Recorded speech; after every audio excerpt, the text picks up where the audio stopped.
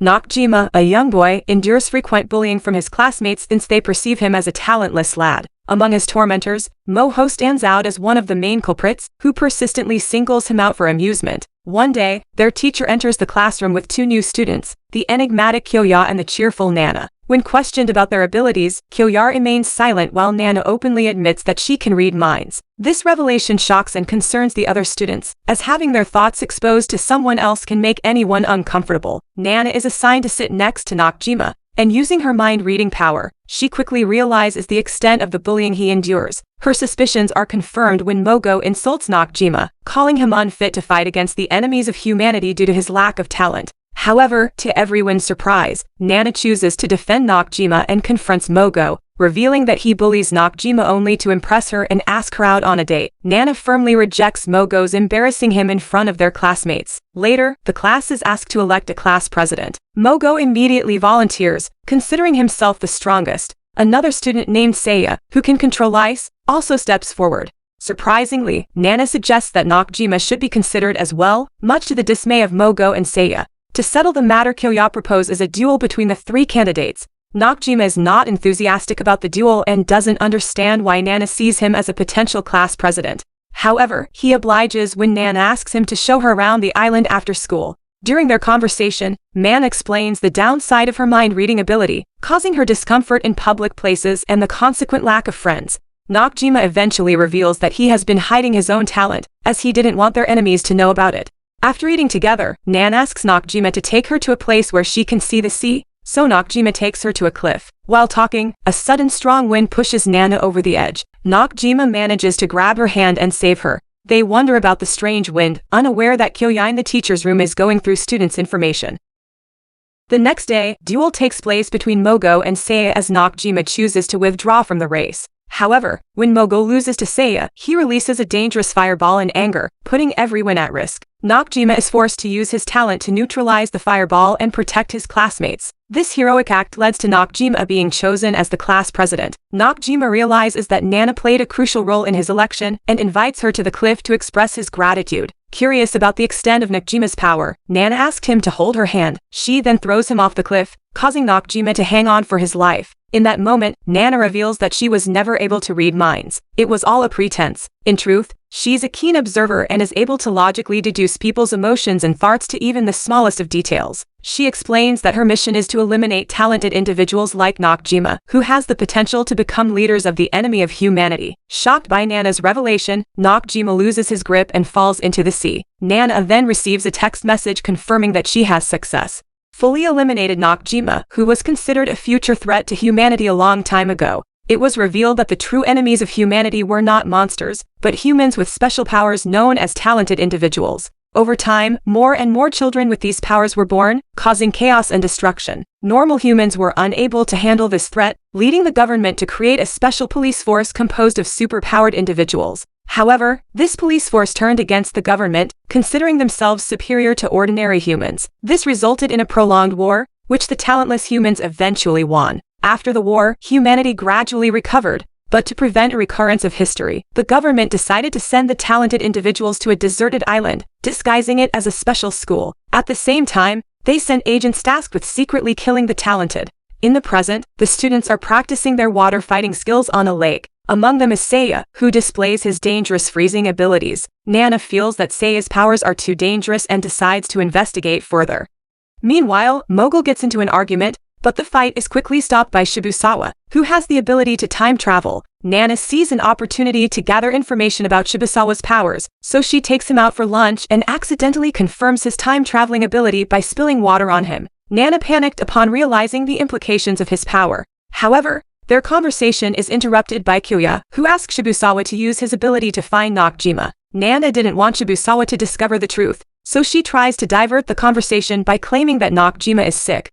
But Kyouya suspects something is wrong, since Nakajima has not returned to his room, and Nana is the last person who saw him. To avoid suspicion, Nana pretended to read Kyouya's mind and accuse him of being an imposter, successfully distracting Shibusawa. To further cover her tracks, Nana spread a rumor that Nakajima had been attacked by a monster. She pretended to be frightened, convincing Shibusawa and further piquing Kyouya's interest. Shibusawa decides to use his time-traveling ability to investigate Nakajima's disappearance. Upon his return, Shibusawa informs Nana that Nakajima was with her on the cliff, but ran out of energy before witnessing anything further. Nana is relieved that he didn't see her push Nakajima off the cliff. However, she realizes the need to eliminate Shibusawa to protect herself, so she meets him in his room at night and claims she knew what happened to Nakajima. Nana leads into a location where she said Nakajima was attacked, but it was actually a frozen leg created by Seiya. Unaware of the danger, Shibusawa used his time-traveling ability and found himself submerged in the frozen lake. Even if he returned to the present, he would freeze to death. Thus, Nana successfully orchestrated the deaths of both Shibusawa and Nakajima.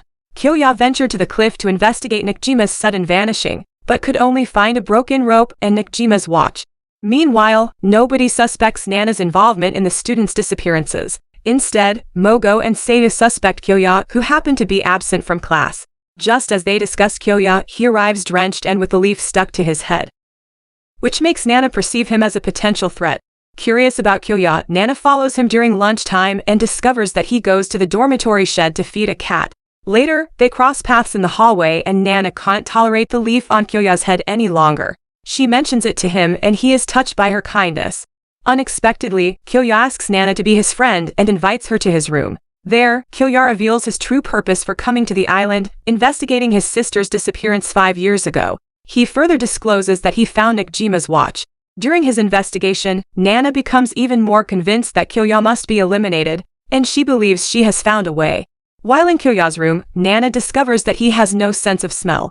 The following day, Nana executes her plan to kill Kyouya by filling the dormitory shed with gas, intending for him to ignite it while using the stove to warm the cat's milk. Her plan goes smoothly as the stove explodes when Kyouya lights it, engulfing the shed in flames. Man resumes her role as a concerned student pretending to be worried about Kyouya.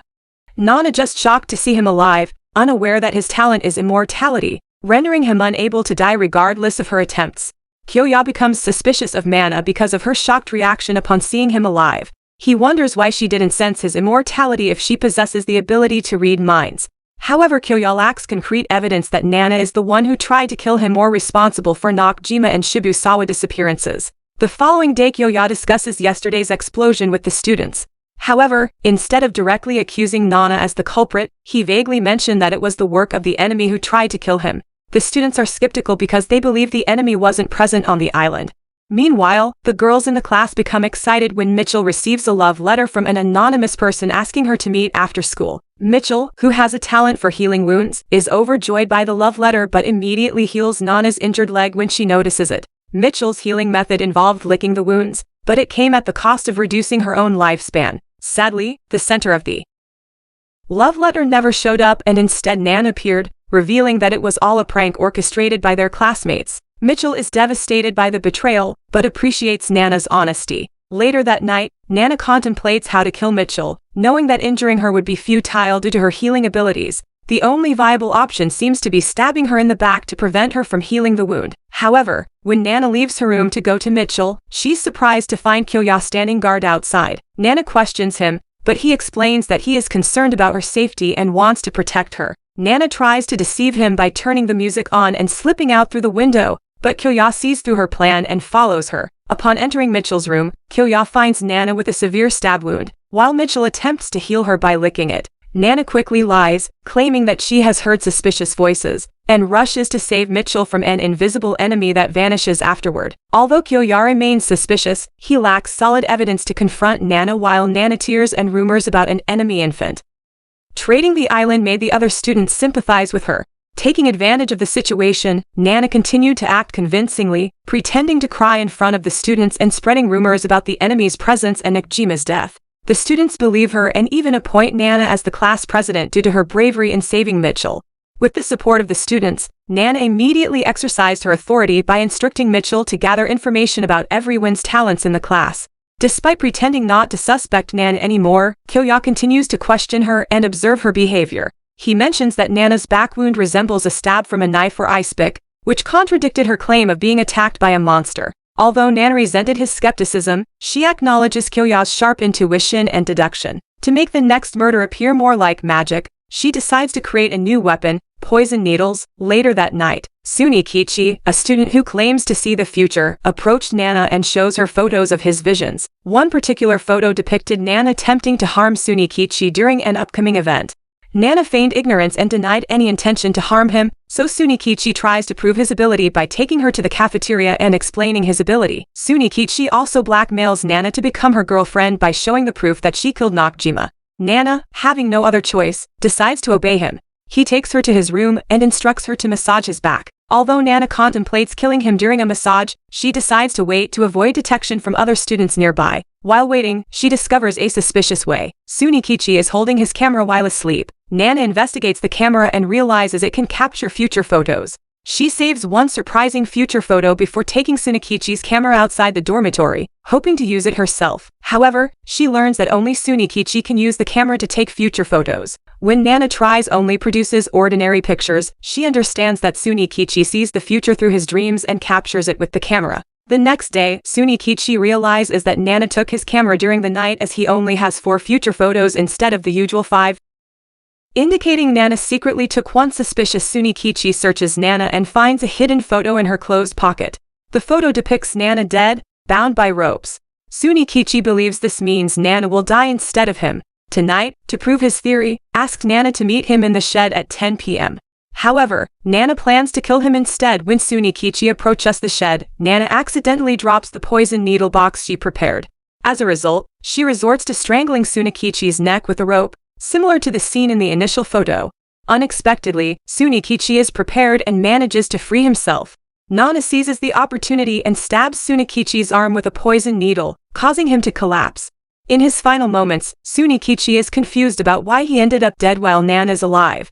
Nana then reveals how she lured Sunikichi into a trap with a selfie she took on his camera, tricking him into believing it was one of his dream photos. She then shows him the real one before he dies. Shortly afterward, Kyouya and Mitchell arrived at the shed. Searching for Sunikichi, they had heard about Nana and Sunikichi's relationship and the fake photo Kyouya found earlier. Nana had anticipated their suspicions and concocted a story claiming that Sunikichi was attacked by an enemy. While Kyouya is skeptical, Nana provides an additional explanation, revealing that Sunikichi had taken nude photos of her and blackmailed her into being his girlfriend. This revelation convinces Kyouya. Consequently, Nana is allowed to leave. Nevertheless, Nana makes the daring choice to retrieve the remaining photographs of the future from Sunikichi's room. Much of her astonishment, she realizes that one significant photo of her pushing Nakajima off a cliff is missing. Sunikichi had cunningly concealed it beneath his uniform, and now Mitchell stumbles upon it in the shed. Completely oblivious to the gravity of the situation, Nana plots to kill Mitchell, but decides to do it later. Mitchell asks her about the photo while giving it to her, playing ignorant about the contents of the photo. Nana details that Sunikichi's talent wasn't always accurate. The day after Sunikichi's funeral, Kyouya suggests performing an autopsy on the deceased. However, before he could open the coffin, Sunikichi suddenly rises from the dead. It was revealed that Shinji, a student with the ability to control corpses, is behind this. Yuka, a girl present at the funeral, reviews Shinji for his actions. Shinji states that he wants to discover the true cause of Sunikichi's death. Instead of conducting an autopsy, Kyouya suggests questioning Sunikichi directly. Nana, fearing exposure of her own actions, tries to intervene and claims to hear the screams of Sunikichi's soul, pleading for him to be allowed to rest in peace. The students believe Nana and ask Shinji to cease his necromantic activities. Shinji complied, allowing Sunikichi to return to the coffin. The next day, Nana visits Yuka in an attempt to gather information about Shinji. However, she couldn't learn much except that Shinji rarely attends classes and spends most of his time in his room. Suspicious of Yuka and Shinji's relationship, Nana decides to follow Yuka to uncover the truth. One night she discovers Yuka secretly meeting with Shinji and it becomes apparent that they are dating. Nana sees this as an opportunity to eliminate both of them. Unfortunately, Kyouya catches Nana observing Yuka and Shinji. The following day, when the students are about to have physical education class, Nana pretends to be ill and asks Mitchell to accompany her to the infirmary. However, as soon as Mitchell leaves, Nana leaves her bed and goes to the boys' dormitory, where she kills Shinji using a poison needle. On her way back to the infirmary, Nana stumbles upon a trapped cat, which makes her late in returning. When Kyouya and Mitchell visit Nana, they couldn't find her in the infirmary. At this point, Nana didn't seem to care if Kyouya suspected her. All she wants is to save the cat. She asks Kyouya and Yuka for help, with Yuka claiming to have super strength. However, Yuka refused, citing her allergy to cats. Eventually, they manage to rescue the cat. Later that night, Nana enters Yuka's room with the intent to kill her. However, someone attacks Nana from behind, revealing himself to be Shinji, who should have died earlier that day. It is then revealed that Yuka is the true necromancer. While Shinji possesses super strength, Shinji had died before arriving on the island, and Yuka resurrected him as an undead. Driven by her love for him, Yuka disclosed the circumstances of Shinji's death to Nana. Surprisingly, Nana admitted to killing Nakajima and the others when Yuka threatened to expose her. However, Nana argued that she was not as heartless as Yuka, as she allowed her victims to rest in peace to gain Yuka's trust, and animated enticing offer the ability to uncover Shinji's thoughts even in death. Convinced of Nana's mind-reading power, Yuka have Shinji free Nana, but to her surprise, Nana deceitfully escapes. Yuka chased Nana towards the mountains, raising resurrected corpses to capture her. The sheer numbers of the undead made Nana question their origins, speculating on the fate of the talented individuals who came before her. Despite the relentless pursuit, Nana managed to elude the zombies alone. In contemplating, she realized that Yuka could control the zombies using the items hidden beneath her bed. Aware of the ongoing danger, Nana resolved to keep running. Nana stumbled upon an abandoned hut. Parking an escape plan from Yuka and the zombies, she tampered with the door, intending to wait inside until sunrise. Yuka eventually finds Nana in the hut, but opted not to stay, fearing risks.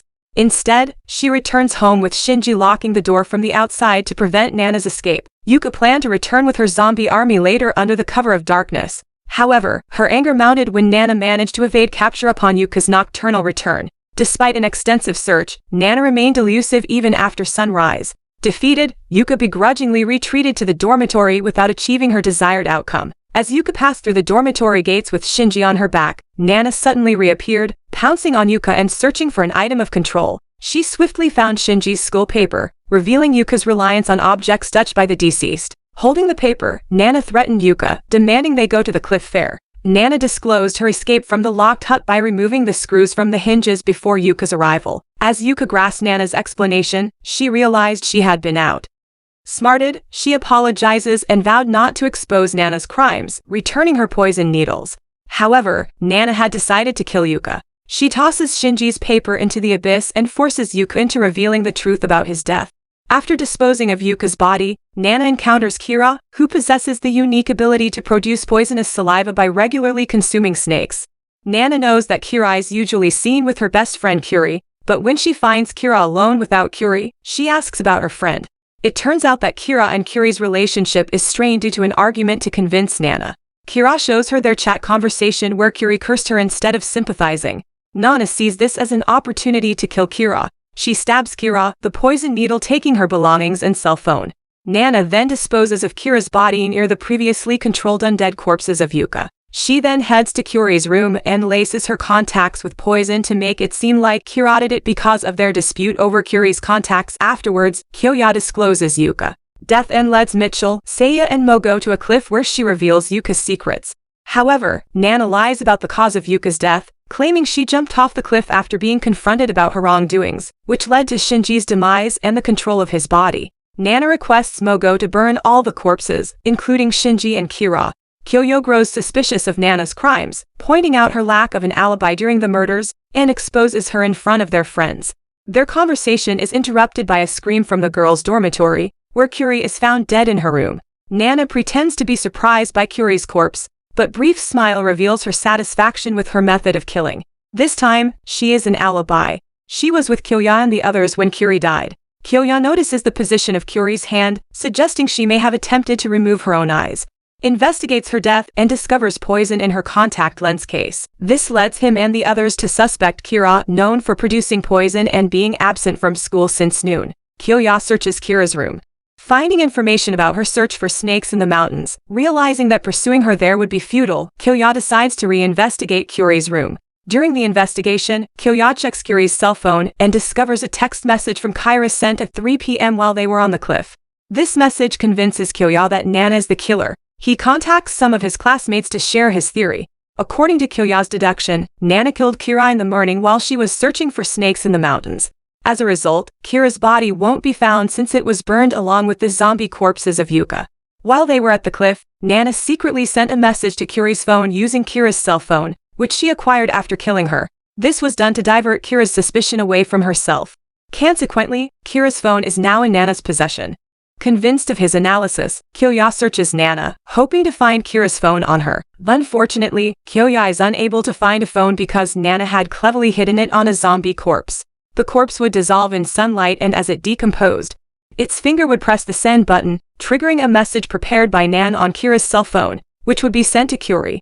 The other students, without being prompted, immediately defend Nana when Kyouya accuses her without evidence. Mitchell goes as far as demanding an apology from Kyouya, who reluctantly complies. Later at night, Nana sits alone outside the dormitory, contemplating disposing of the poison she used to kill Cory. Suddenly, Mitchell appears, catching Nana off guard. Nana suspects that Mitchell might be an enemy and prepares to defend herself. However, Mitchell surprises Nana by suggesting that she takes a break while Mitchell stands guard. Nana agrees, closing her eyes, but just as she does, Mitchell points a knife at her throat, claiming she knew Nana is the killer all along. Despite Mitchell's attempt, Nana manages to disarm her, injuring Mitchell's hand in the process. Two other students emerge from the dormitory and instruct Mitchell to return, unaware of Nana's involvement. The next day, Nana takes Mitchell to a cliff to confront her about the previous night's events upon noticing the wound on Mitchell's hand.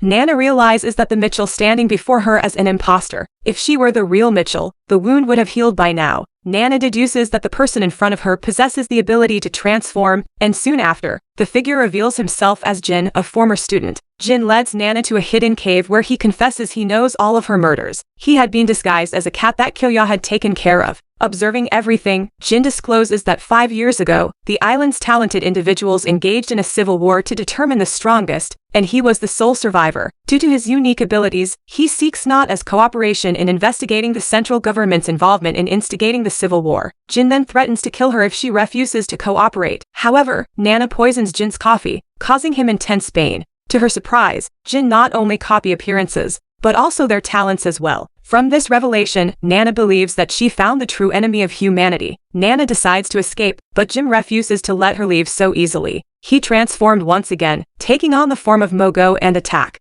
Using his fire powers, surprisingly, after inflicting considerable harm, Jin brought Nana to Mitchell's room, where she could receive care. When Nana regained consciousness, Mitchell was overjoyed, explaining that she had discovered Nana lying in front of her room the previous night. Since then, Mitchell had been consumed with worry, fearing that Nana had been targeted by enemies of humanity. Witnessing Mitchell's innocence, Nana confesses that she harbored no fear of those enemies. In fact, she despises them because they were responsible for the death of her parents.